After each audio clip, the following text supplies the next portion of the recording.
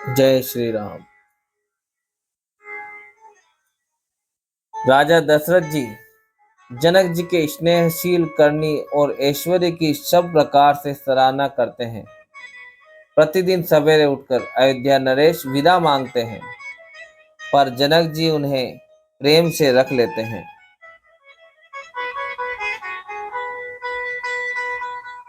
आदर नित्य नया बढ़ता जाता है। प्रतिदिन हजारों प्रकार से मेहमानी होती है।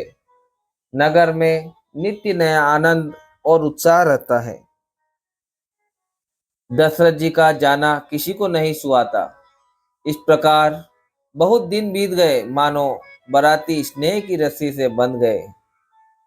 तब विश्वामित्र जी और शतानंद जी ने जाकर राजा जनक को समझाकर कहा कि आप स्नेहवश उन्हें नहीं छोड़ सकते, तो भी अब दशरथ जी को आज्ञा दीजिए। हे नाथ, बहुत अच्छा कहकर जनक जी ने मंत्रियों को बुलवाया। वे आए और जय जीव कहकर उन्होंने मस्तक नवाया।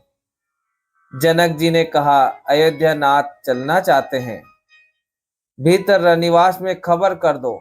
यह सुनकर मंत्री, ब्राह्मण, सभासद और राजा जनक भी प्रेम के वश हो गए।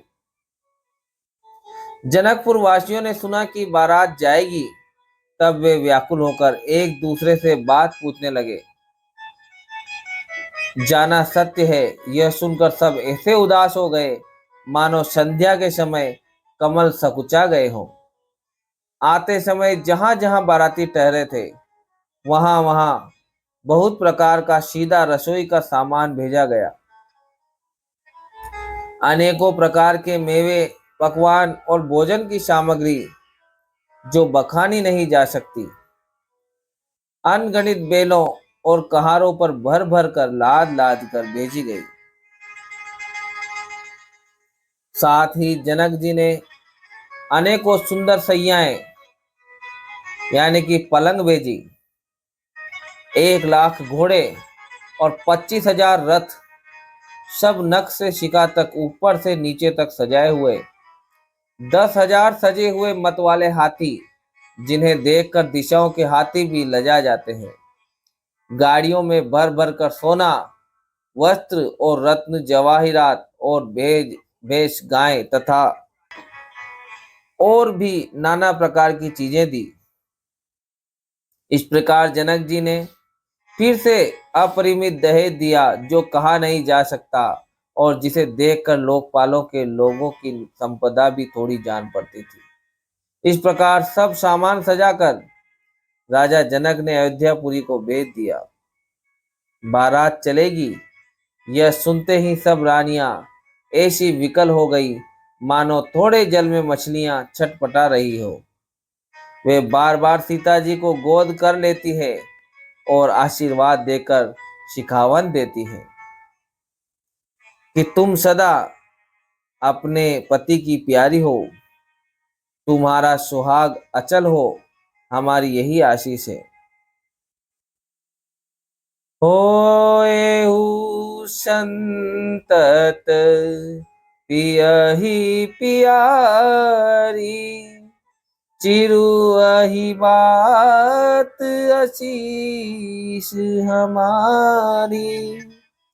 सासु ससुर गुरु सेवा करेहु, पति रुख लखी आयसु अन सरेहु। अति स्नेह बस सखी सयानी, नारी धर्म सीख वही मृदुबानी।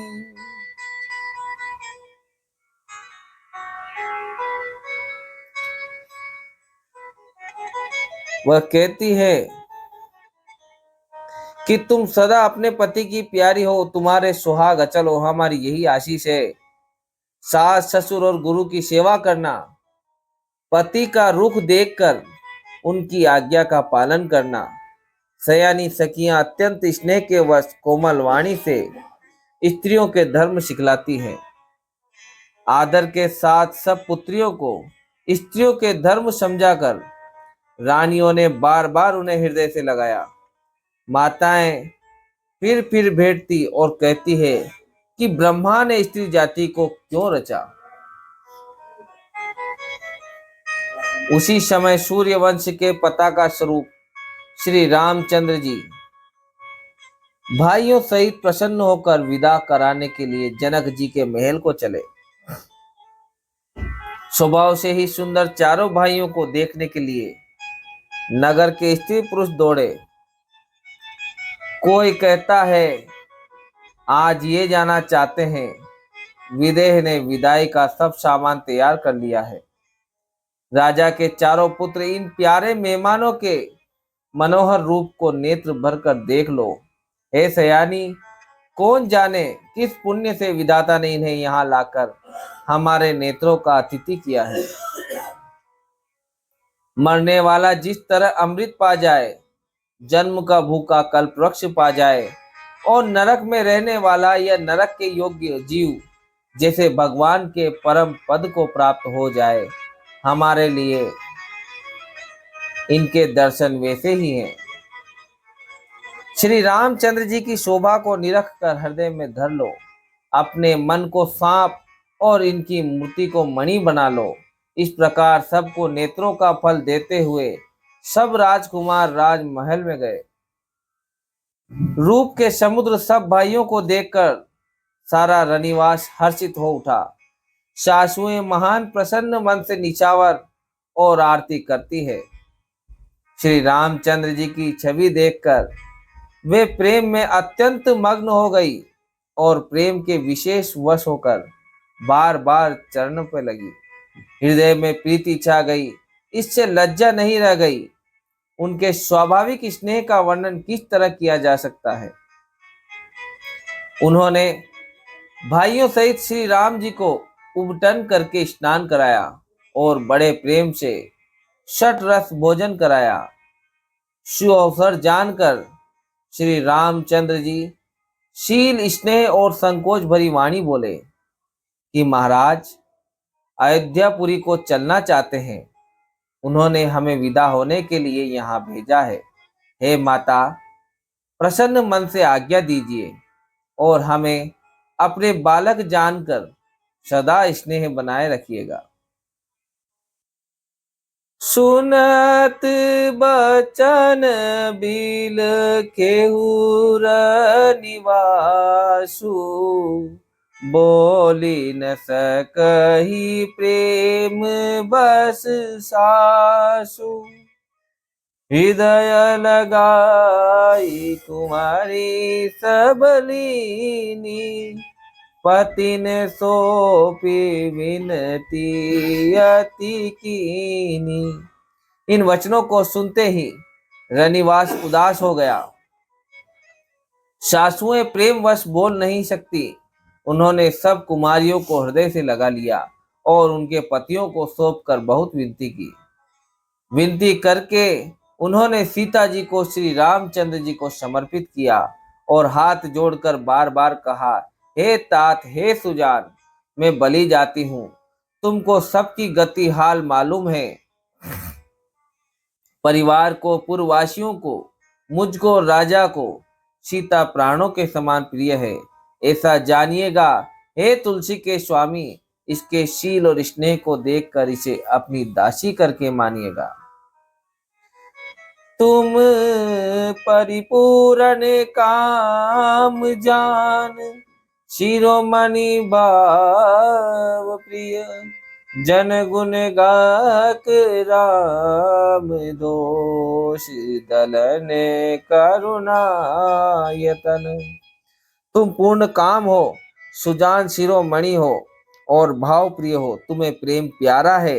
हे राम, तुम भक्तों के गुणों को ग्रहण करने वाले, दोषों को नाश करने वाले और दया के धाम हो। ऐसा कहकर रानी चरणों को पकड़कर चुप रह गई, मानो उनकी वाणी प्रेम रूपी दलदल में समा गई हो। स्नेह से सनी हुई श्रेष्ठ वाणी सुनकर श्री रामचंद्र जी ने सास का बहुत प्रकार से सम्मान किया। तब श्री रामचंद्र जी ने हाथ जोड़कर विदा मांगते हुए बार बार प्रणाम किया।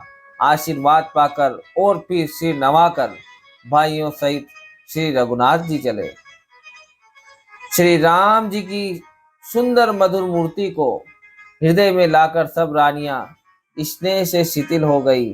फिर धीरज धारण करके कुमारियों को बुलाकर माताएं बारंबार उन्हें गले लगाकर भेंटने लगी।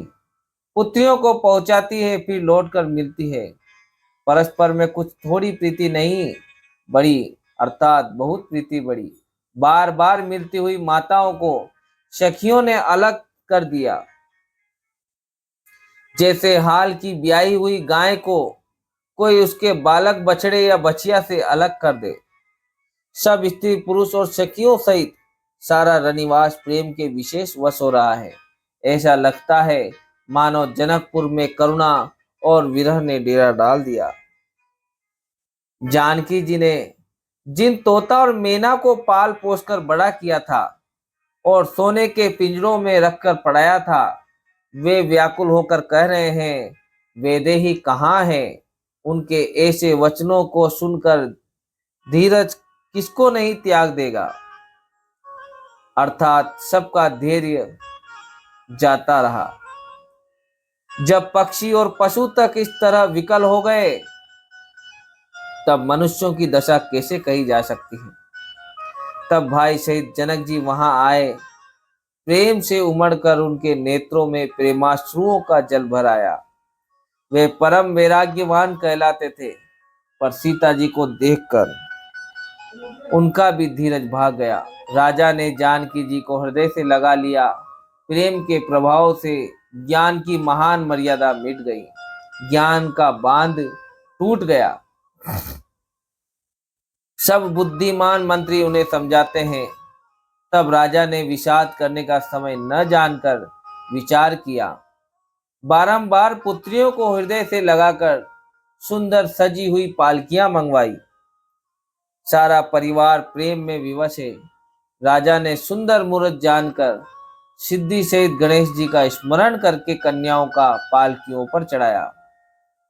राजा ने पुत्रियों को बहुत प्रकार से समझाया और उन्हें स्त्रियों का धर्म और कुल की रीति सिखाई। बहुत से दासी दास दिए जो सीता जी के प्रिय और विश्वास पात्र सेवक थे। सीता जी के चलते समय जनकपुर वासी व्याकुल हो गए। मंगल की राशि शुभ शकुन हो रहे हैं। ब्राह्मण और मंत्रियों के समाज सहित राजा जनक जी उन्हें पहुंचाने के लिए साथ चले। समय देखकर बाजे बजने लगे। बारातियों ने रथ, हाथी और घोड़े सजाए। दशरथ जी ने सब ब्राह्मणों को बुला लिया और उन्हें दान और सम्मान से परिपूर्ण कर दिया।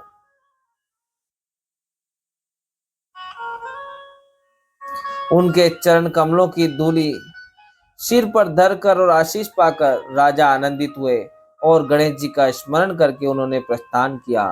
मंगलों के मूल अनेकों शकुन हुए। देवता हर्षित होकर फूल बरसा रहे हैं और अप्सराएं गान कर रही है। अवधपति दशरथ जी नगाड़े बजाकर आनंद पूर्वक अयोध्यापुरी को चले। जय श्री सीताराम।